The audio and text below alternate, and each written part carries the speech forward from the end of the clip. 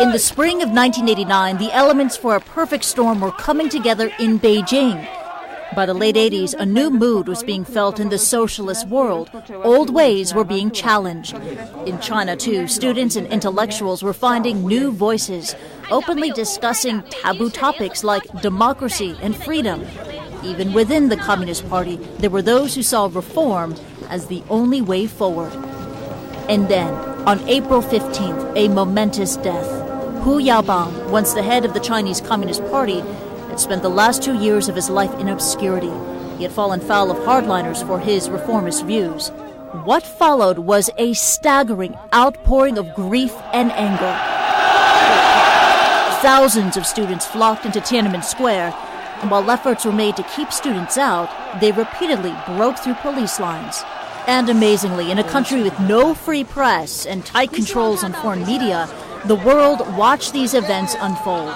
By coincidence, the world's media happened to be in Beijing for a historic summit between China and the Soviet Union.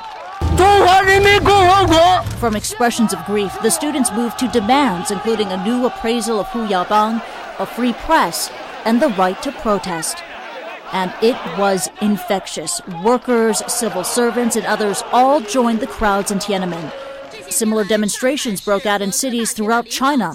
Domestic media began reporting on the events with unprecedented independence. Upping the ante, the students declared a hunger strike. In meetings with government officials, their demands grew more strident. But after weeks of soft persuasion by moderate officials, the party elders had had enough. The reformist General Secretary Zhao Ziyang made an emotional last public appearance. In a surprise visit to the square, he told students, "We have failed you." And yes, that's Wen Jiabao, China's current prime minister, standing right next to him. That night, Zhao was removed from office, and Prime Minister Li Peng declared martial law. The goddess of democracy is soon unveiled and becomes a rallying point for the hundreds of thousands now gathered there. The occupation continued until the night of June the 3rd. Tanks rumbled through the streets of Beijing. And in the early hours of June 4th, 1989, the People's Liberation Army opened fire. The Chinese Red Cross initially reported 2,600 people died over the 2 days, later retracted that figure. The official figure stands at 241 dead and 7,000 wounded.